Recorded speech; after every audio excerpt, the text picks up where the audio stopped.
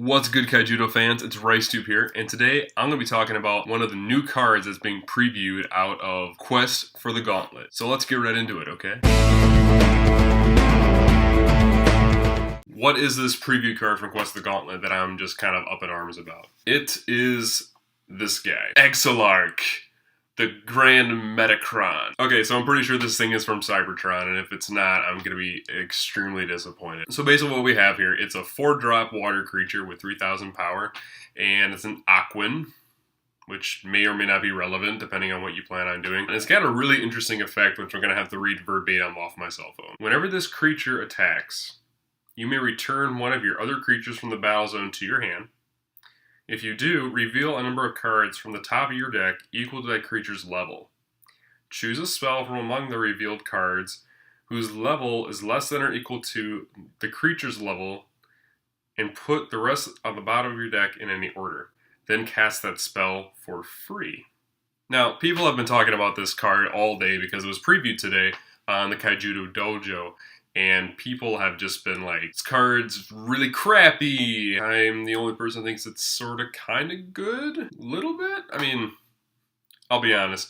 It's not the best card that I've ever seen, but I feel like it's being a little bit overlooked. So I'm kind of arguing for the sake of this card because I think it'd be really good in some sort of like water rush deck or even light water rush because of all the really good spells that water has and that light has. For example, just some of the creatures that can work with that water rush, light water rush thing we were just talking about. Cyberlord Kirill, Psychic Predator Rusalka, the Mystic of Water, Elevan the Seeker, and General Finbar. Now, these cards are typically seen in water rush or even light water rush control, and people are probably going to argue with me on this, but sometimes you actually do want to bounce these creatures in order to get some pretty interesting combos and actually lock down your opponent even harder than you would otherwise. For example, Psychic Predator Rusalka. Now, most times you would want your PPR to stay on the field, so that way you can keep attacking with it and keep getting advantage that way. Like locking your opponent's cards down and stuff like that. That's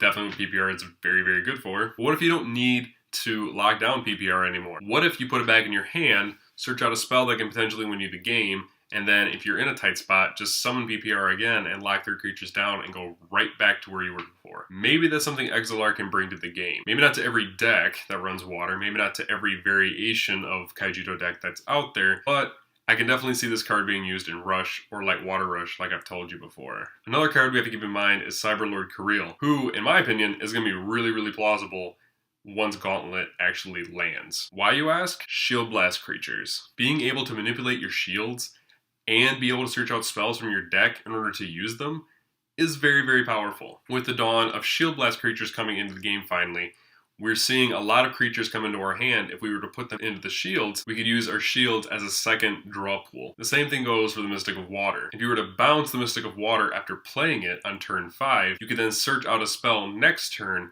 and be able to cast that the next turn if you needed to. Otherwise, you would just keep summoning your Mystic of Water, searching out your spells, thinning your deck, and gaining advantage that way. I'm not sure if Axel Blue is even a deck after Gauntlet lands and rotation actually sets in, but in the off chance that you're running some sort of light water deck and you have Elevan the Seeker as an option to use, the card comes in, it taps a creature, and then it makes one of your creatures unblockable for the turn. With cards like Eternal Haven and other cards that are huge blockers, even Raincloud Kraken as an example, being able to get past those blockers is kind of important, and this card might be a one-of that you can run in your deck and use it in conjunction with Exalarc. And if you find yourself in a situation where you need to use your Finbar, attack with all your creatures, attack with Exalarc last, that way you're drawing all the cards off Finbar's effect, putting Finbar back in your hand to reuse next turn, and you're searching out a spell for your deck that you can cast for free. Finbar will bounce a card on the next turn,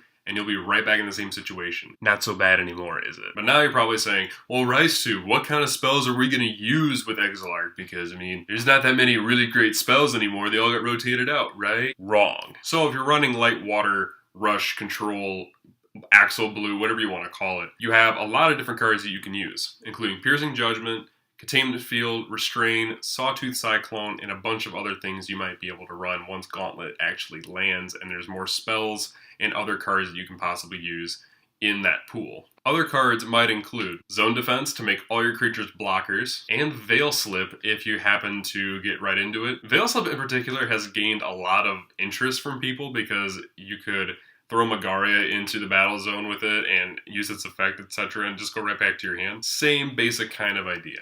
The fact you can cast Veil Slip off of Exalarc's effect, bring the monster right back into the battle zone that you bounced, and use its effect again right on that turn, and it'll go right back to your hand again, and you can just keep doing it. Of course, you would have to have bounced Finbar in order to make that play happen, but it's definitely a plausible thing, considering Finbar is such a good card, and it's going to continue to be such a power card going into the new format. So guys, tell me what you guys think of Exalarc. I'm definitely one of those people that's actually a fan of the card. I know there's a ton of people that are like, this card is subpar, it's crappy, it's a stupid super, I don't know why they printed it, but I'm actually one of those people that's kind of looking forward to getting at least a couple of these things in my packs. Hope you guys enjoyed the video. Make sure you go down in the comment section and tell me what you think of this new card. I will also link it down into the description so that way you guys can actually find this card on the Kaijudo wiki page. I'm going to be doing Kaijudo coverage for the next few weeks because Quest for the Gauntlet is going to be dropping pretty darn soon. I think it's in another couple weeks or so it's going to be hitting,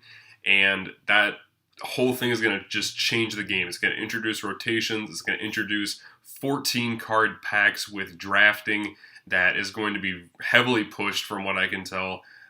It's just going to be an amazing time. So if you're not into Kaijudo yet and you're still on my channel and you're still like thinking about getting into Kaijudo, the new draft that's going to be happening is just right up your alley. It's going to be so great, and it only costs $12 in order to sit down with some people and actually do a draft. So anyway guys, thanks for tuning in. Check my channel soon for more Kaijudo news and more Kaijudo everything, because I'm going to be doing more of that. Peace out, and as always, stay crispy.